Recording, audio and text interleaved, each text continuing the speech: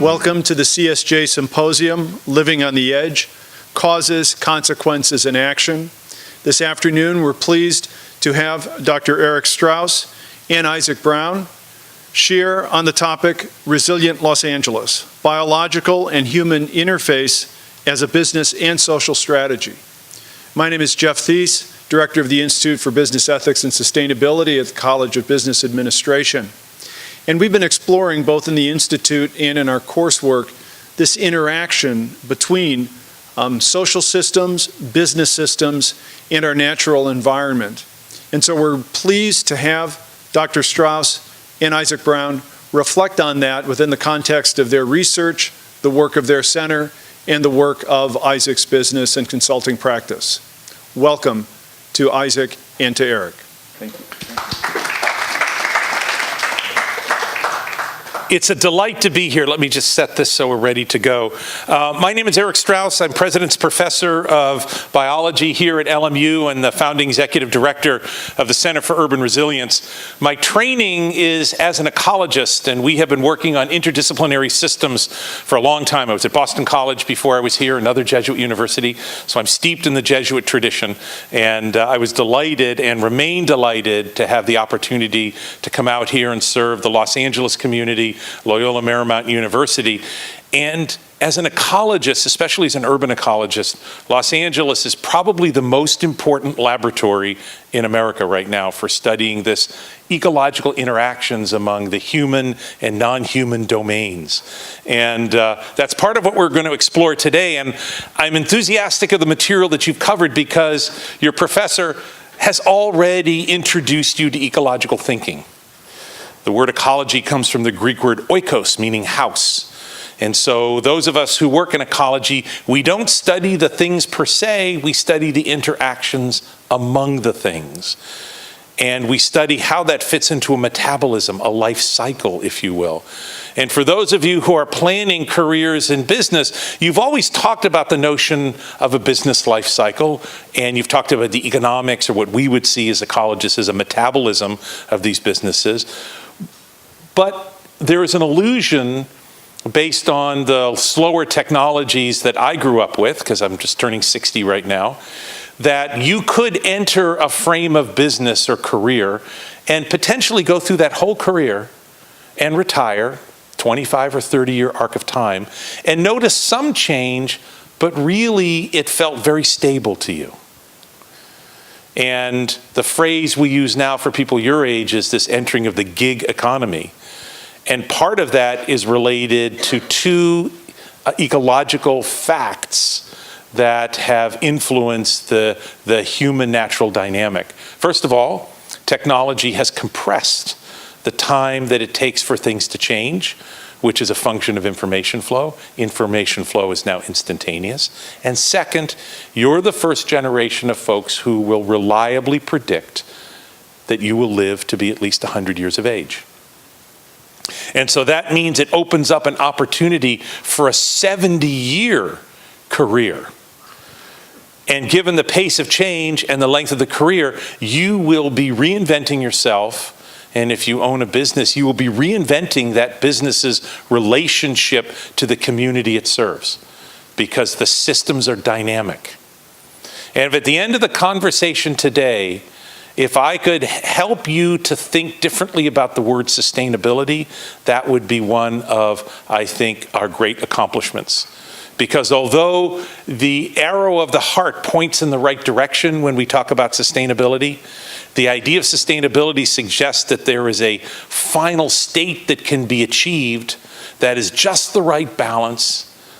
It's the best practices model, and if we can just find it, we can stay there indefinitely. And that emerges out of some very old Newtonian ideas of the universe being the perfect machine, this emergence of the age of reason. It's very powerful. It just doesn't happen to be true. The systems that we live in now are profoundly dynamic, and sustainability is giving way to ideas of resilience. In other words, a sustainable piece is how do you maintain the core values or systems of delivery or tools of the trade, depending on what you're doing in your in your entrepreneurial activities while the system around you is constantly changing. So here's an image of Los Angeles, one of the great cities of the world, the gateway to the Americas, the gateway to Asia.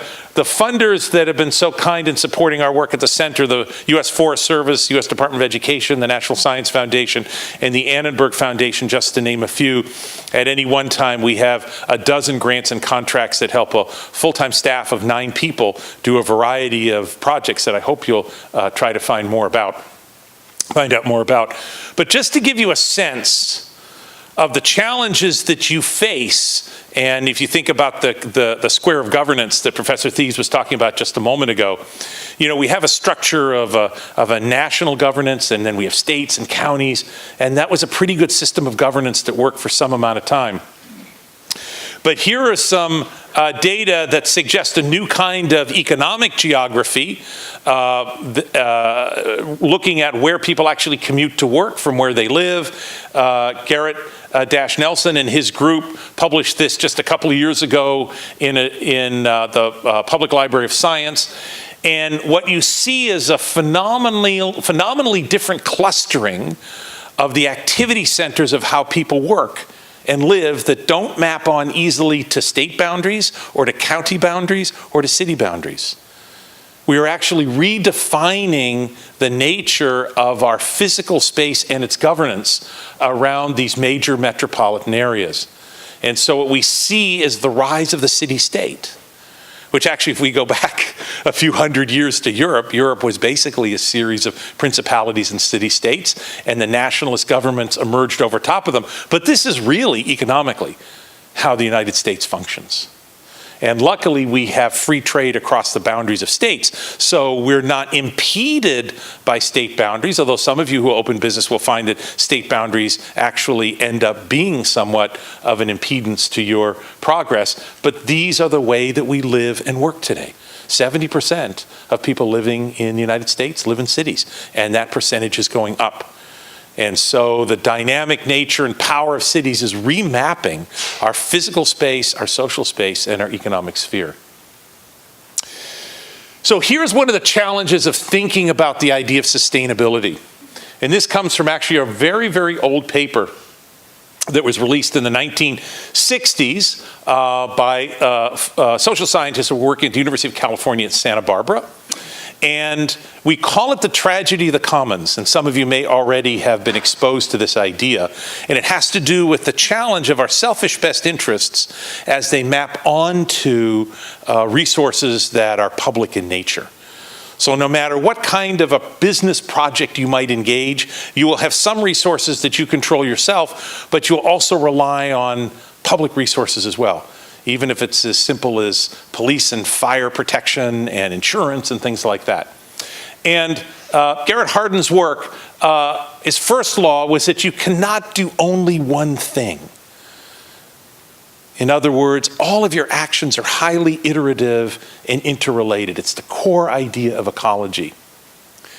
And there is no technical solution to permanent stability. And so here is the example that he provided in the paper that he presented.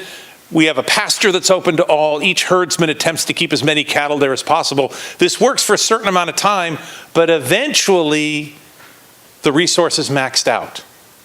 However, even as the system begins to collapse, each herdsman is compelled to add more cows, because as the system fails, the profit for each cow is going to go up because the resource gets more valuable. And the degraded portion of the pasture is a burden shared by all. And this is a really powerful idea, because this is the mess we're in with climate change right now. We all suffer the burdens of climate change, but those organizations whose impact to the climate is the greatest, their profits are actually increasing during this window of time because the resource is getting more rare.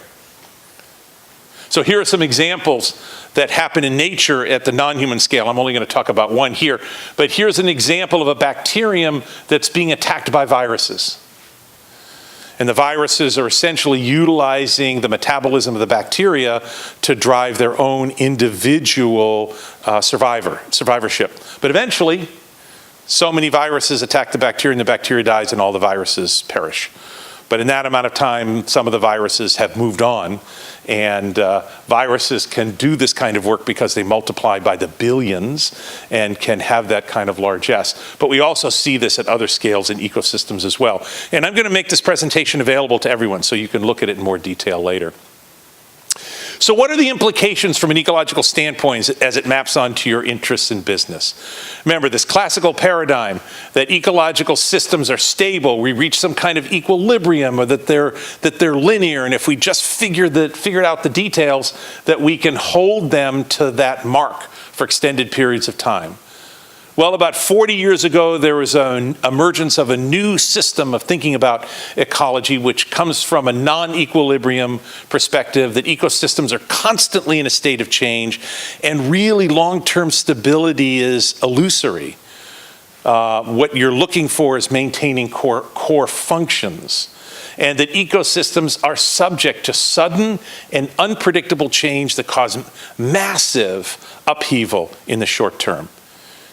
And think of tsunamis, and think of forest fires, and think of hurricanes and tornadoes, all of which are natural and underlying necessary for successful ecosystem function.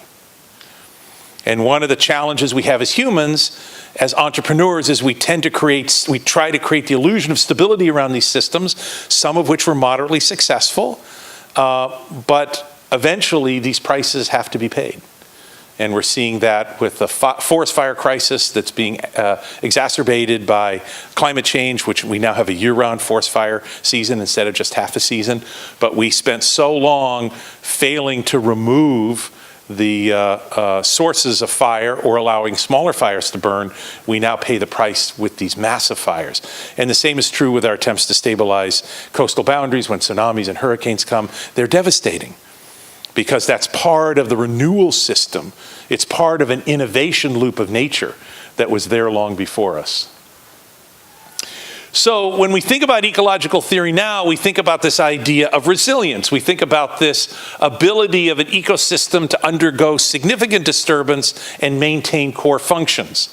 And so these new approaches are going to require big changes in policy framework that can encompass this new scale of time and space. And the same is true if you're going to be an entrepreneur and work in one of these systems where the economies and the physical nature of the space is changing so dramatically. So here, just as an example, is a plant community that's recovering from a forest fire in a birch woodland. In fact, that forest fire is necessary in order for sunlight to reach the ground, in order to regenerate the plant communities, enhance the biodiversity, and improve the resilience for future shocks. Laurie Mazur, among other authors, I think have done a great job in popularizing and making more easily understood the idea of resilience. And how do we view this whole phenomenon? Well, first of all, cities are key to resilient futures because most people live in cities, and this provides a concentration of challenge and opportunity. So if you're thinking about where you're going to be entrepreneurial, you look at the mobility space right now. People are really focused on urban areas because when people move into urban areas, their carbon footprint goes down, but the models of mobility, single driver automobiles and things like that, which are extraordinarily powerful and useful tools, don't work so well in a crowded human ecosystem. So we have all these innovative alternatives in these dense areas that we're currently considering. The problem is when we have inequality in ecosystems, and that is dependent upon which ecosystem you're measuring, but if we're looking at human ecosystems and we look at things like economic injustice and economic inequality, it weakens the resilience of the system.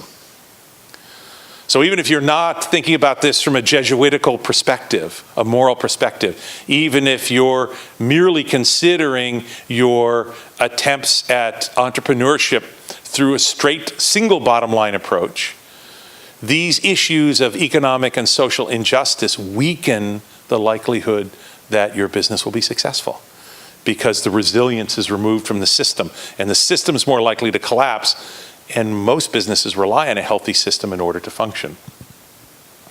And sustainability, as it maps into modern thinking, is resilient. If we live more lightly on the earth, we think about renewable energy systems, local agriculture, walkable, transit-friendly neighborhoods. The great effect is to lower our carbon footprint, which has the advantage of increasing the system of resilience. Resilience is an idea with incredibly powerful transformative capacity. It's, in engineering terms, which we'll talk about in just a second, we think about this idea of bouncing back, but it's much more than that. We have to, for a truly resilient future, from our perspective as humans, we're going to have to get a handle on this problem of climate change, which we refer to actually as climate chaos. True resilience is going to require reduction in greenhouse gas production and mitigation of climate change. You know, this latest conversation about the Midwest having some of its coldest temperatures ever, and how is that possible to map that onto climate change? Well, it's actually pretty straightforward, because the additional energy introduced into the ecosystem from climate change has changed the great flow of air coming out of the polar vortex, and it's shoving that farther south. And so we're feeling temperatures that are as cold as the Arctic, because that river of weather, that river of moisture, that river of coldness, its position is changing as a result of the energy dynamics of the planet. So it's not true that if under systems of global warming you only have higher temperatures, sometimes you have lower temperatures. It also suggests that we have to take action. One of the paramount ideas of resilience is that it involves all of us. So we define this ecosystem resilience as the capacity of an ecosystem to tolerate a disturbance. A resilient ecosystem can withstand shocks and rebuild itself when necessary. There's a wonderful organization called the Resilience Alliance that provides all kinds of information and resources for understanding. Here's a classic model of what we think about when we talk about engineering resilience. Here we have the equilibrium level of a system. It gets disturbed, and a resilient system can respond and come back. And let me give you an example. Here's an example from Bonn, Germany, the John F. Kennedy Bridge that goes across the Rhine River. Interesting, you see here the Germans, even though it's a cold climate, you can see their solar panels lining the bridge. If you're an engineer and building a bridge, you have to figure that at some point a boat's going to run into that bridge, which is not a good thing. It's going to hit one of these caissons, and how big a boat or ship can hit that caisson and the bridge remains standing. That's a measure of engineering resilience. And the bridge might deflect a little bit, same when it gets loaded with cars or people, it might deflect a little bit, but it's going to stand. So that's a clear understanding of resilience, because the return state is defined. If this bridge isn't shaped like this and isn't flat and a car can't get over it, it can't really function as a bridge. But in a global sense, there are actually more than one way to get across a river than go across a bridge. So when we think more intensively about what we mean when we talk about ecological resilience, we really think about this in what we call a resilience loop. So these stable systems, which we call big K, conservation, we have some way of solving a problem or some way in which the system is structured. Something happens to make that system collapse. And so as that system collapses, we say that the perceived stability is released. And there's a little bit of chaos here, but this is where the opportunity for radical innovation happens. As that radical innovation becomes accepted by a larger number of members of that ecosystem, in this case humans, the system begins to reorganize around this new idea, and there becomes this tremendous opportunity to exploit this great idea to create innovation and reach a new state. Think about where that's happening now. Let's just think about energy for a moment. We had ecosystems thousands of years ago that were driven by carbon in the form of wood, then carbon in the form of coal, then carbon in the form of oil and gas. And now we're talking about releasing ourselves from the bondage of carbon to create energy in new ways and create new systems of stability, whether it's hydrogen or electric. And so when you have these conversations about, well, we like electric cars, but there aren't enough charging stations. Wow, look at the opportunity. We need as many charging stations as we have gas stations. Huge opportunity, because we know we're reassembling around that idea.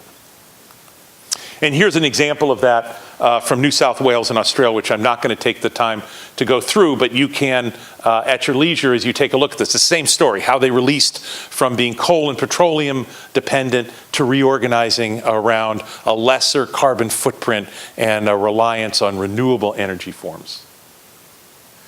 And we structure these ideas around ecosystem services. So when we talk about resilience, we're talking about those ecosystem services that need to be maintained in order to support human well-being.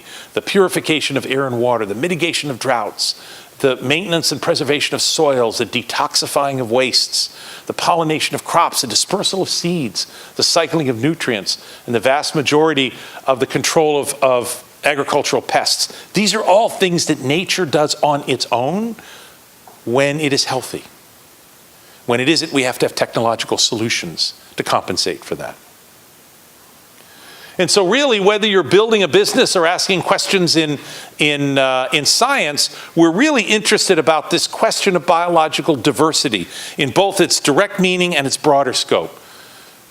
Increased diversity means increased resilience. And when we measure these factors, we're really asking questions about ecosystem services as they map onto resilience in the face of our efforts to mitigate global environmental change, which help us to live within our planetary boundaries. The universe is a big, big place, unimaginably big, but we haven't found anywhere else that we can really live yet. We can put people in a can and send them to the moon, and someday we'll send them to Mars, but that isn't going to help the other 9 billion people that are on this planet. We really do have to figure out a way. And I just leave you with the idea, with the rains we had last week, one of the innovations at the time was to create these cement-lined rivers throughout Los Angeles. This is the LA River, but the Ballona Creek is the same way. And it's incredibly efficient at removing floodwaters rapidly so people don't drown. That's a good thing. Bad thing is we lose the fresh water that lands in there because it goes directly out to the ocean. And in an effort to add resilience, we are envisioning the LA River by widening it, and when it's running slowly, it can actually support parks and human activity, and it can help to mitigate climate change, like the Sepulveda Basin. If you go up there, it's only a few miles from here, and there's golf courses and places to hike, and wonderful, but part of the time it's underwater because it's storing floods. And this is the kind of innovative transformation that we're going to hope that you can develop in your own careers of innovation and entrepreneurial activity. So I'm going to turn this over to my dear colleague, Isaac. He's going to introduce himself as well. He's such cool stuff. He's a graduate student at UCLA, but he came to his doctoral studies late. He runs his own consulting business. He's from Michigan. I mean, what more can we ask for? So come on up, tell him a bit more about you. He also teaches for us at LMU, teaches urban ecology, and then we're going to have a whole session for questions after, if that's okay. Unless there's just a quick question. Are you going to be answering questions? We all are, yes. Yeah. All right, thanks, Eric. Great presentation. And yes, I'm from Michigan. It was really interesting to see the Upper Peninsula as one of the new city-states, which, anybody familiar with the Upper Peninsula of Michigan? It's left off a lot of maps of the U.S. That's where I'm from. Okay, you want to view this as full screen? Yes.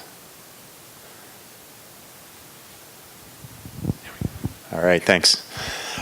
So yeah, I'm gonna kind of take it down a little bit to what does this mean for cities as we build cities and manage cities and manage ecology in cities. I'm an ecologist. My bachelor's degree is in forest ecology, landscape ecology, and I have a master's in landscape architecture.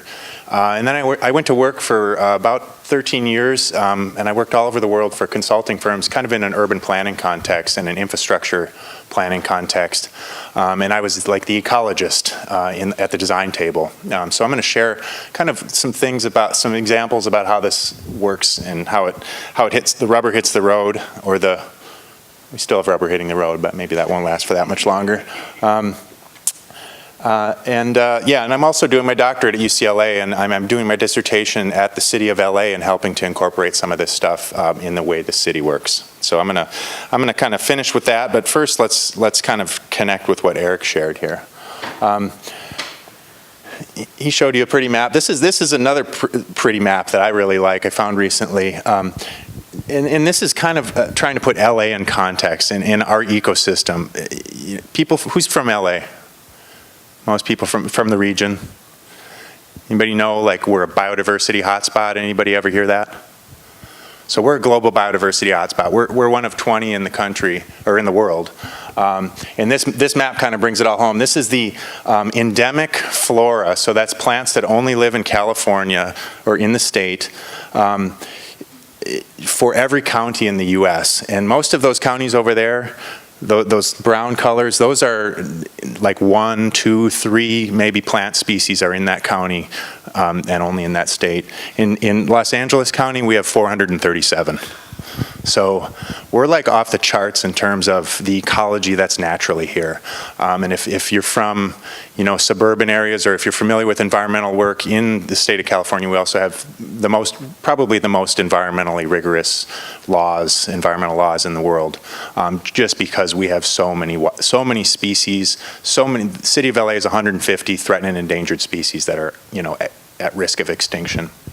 So we really have to do a really good job here, because we have a lot of conservation concerns. However, we also have a lot of opportunities.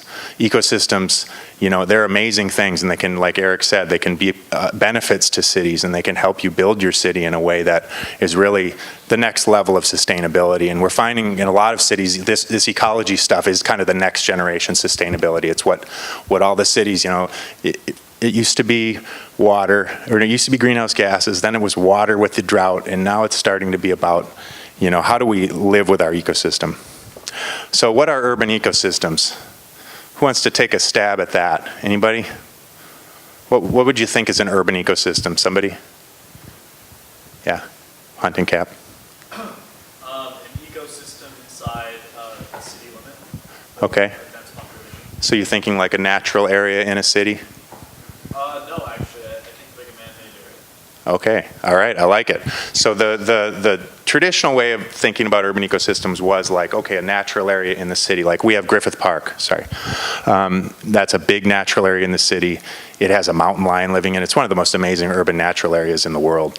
But the new way of thinking of it is the whole city is an ecosystem. Even the parks, they're providing ecosystem services, they have ecological functions. Even this building has a role in the global ecosystem and the functions of the global ecosystem. So, and at the city, this is a fundamental premise of what we're doing.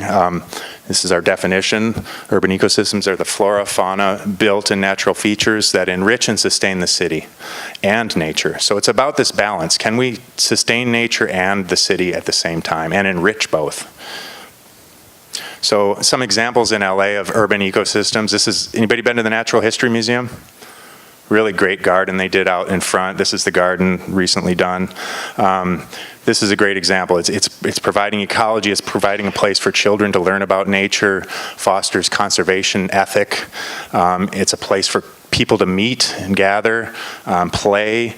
So it really is a really sustaining and enriching feature in the city. We also have what we call green infrastructure. So all of the trees in the city, all of the parks, all of the landscapes, those are doing ecological functions. So there's a lot of efforts to increase and enhance our urban forest in the city, to try to increase the amount of shade in the city, to pull carbon out of the atmosphere, to make our streets more pleasant places to walk, so we're more encouraged to take the bus, to calm traffic down. So there's a lot of work going on with greenways. You see a green street over here with a bikeway and a bioswale that's treating the stormwater from the runoff, and then the travel way. and sustaining nature. We have a lot of water quality work being done in the city, especially along the river. We just taxed ourselves last fall to try to get our watershed into compliance with the Clean Water Act. A lot of cities are out of compliance with our laws for environmental quality. So LA is way out of compliance, and we've always been. But we're trying to do things like, how do we get, Eric showed you the LA River, how do we get that water? We've engineered the city to put that water in that channel as quickly as possible. How do we get it out of there, or don't put it in there so quickly and clean it before we put it back in there? So there's a lot of work going on with that. And then, of course, like I said, we have 150 threatened and endangered species in the city. How do we live and how do we design our city so that these species can be sustainable? We're doing all kinds of things right now with, anybody here of P22? This is the mountain lion that lives in Griffith Park. We have a city holiday for P22 Day. It's coming up. That's P22. This was the cover of National Geographic magazine a few years ago. He's an interesting guy. You should read about him. He's on about life 3 or 4. Almost died from eating too many rats with rat poison. He almost died by he's a survivor. We're building a bridge over the 101 freeway, so things like P22 and other mountain lions can, other wildlife, I should say. Whoa, that moved quickly. Let's see, there's a pointer on here somewhere. At the top, almost at the top, little red line. There it is. So that's Griffith Park there. This is the National Park Service is working on the Rim of the Valley corridor. They're trying to make a connected network of green space through the city. So we're down here. And one of the key pieces is Caltrans is planning to build this big wildlife overpass over the 101 to connect Griffith Park with the Santa Monica Mountains. So that's a really big move for a city. That's a pretty amazing thing. We also have the steelhead trout. This is maybe the next big thing. We have steelhead that live in our rivers. There's only on the order of hundreds left in Southern California, but they used to have be a lot of them in the LA River, and they try to get in sometimes still. So sustaining nature. And we're not alone. A lot of cities, so I'm going to take you through a little tour of cities. There's all kinds of initiatives going on with urban biodiversity right now. And I'll share a little bit about Singapore and San Francisco and Portland. Anybody been to Portland? Yeah, Portland's a pretty cool place, huh?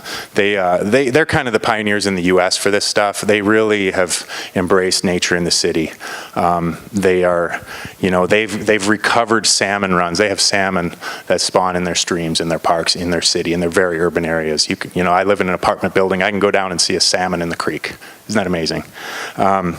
This was a design competition we worked on a few years ago in about how we can kind of redesign the city, especially cities like Portland, LA, that are trying to build inward. They're trying to do infill development. We're finding there's not a lot of land left on the fringes of cities, so we have to build up, right? A lot of that going on in LA. How can we do that in a way that's good for nature and really builds connections with nature? And this was our concept for how would we redesign a city block in Portland. And this is the existing condition. And on the left is our proposed doubling the human population and doubling the biodiversity and ecological benefits on a much smaller footprint of natural space.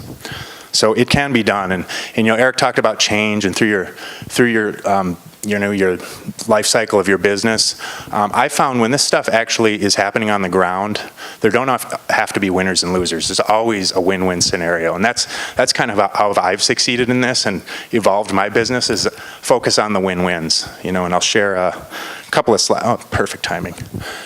So this is Phoenix. A lot of my work before the housing bubble popped was in suburban growth areas, so urban sprawl. People heard that term? So a lot of cities, they're growing outward. They've been growing outward so rapidly that it really impacts the environment. And this is Superstition Vistas. It was a project outside of Phoenix on 150,000 acres, envisioned to have up to 1 million people. And so we did, what's the existing condition, and how could we get to something that balances nature and people with 1 million people and makes a developer a profit? And the developer in this case is the state. The state of Arizona develops land to pay for their schools. So they have a very different kind of model over there. And we're working on this next week. Actually, we kick off a similar project in Colorado Springs. So there's still a lot of work going on in suburban areas. Singapore. Anybody been to Singapore? Now this place is off the charts. You've probably seen that building. So they love biodiversity in Singapore. They have this family of otters that lives in downtown, and it's kind of become this celebrity. And you know, this is kind of a cute example, but you know what the root of the problem is in Singapore is it's a built-out city, city-state. They have no more land, and so once you don't have any more land, you really start to care about the land you have, and so they require green stuff everywhere. Walls of buildings, roofs of buildings. They're just dying to keep whatever they have. So, you know, and I think that's a good, where are we going? Everybody's moving to cities.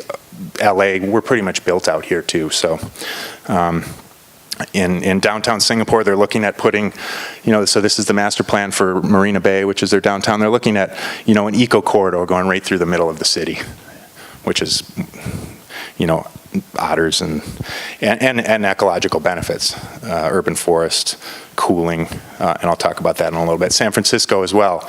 Another thing that's happening in a lot of cities is, you know, we talk about climate change.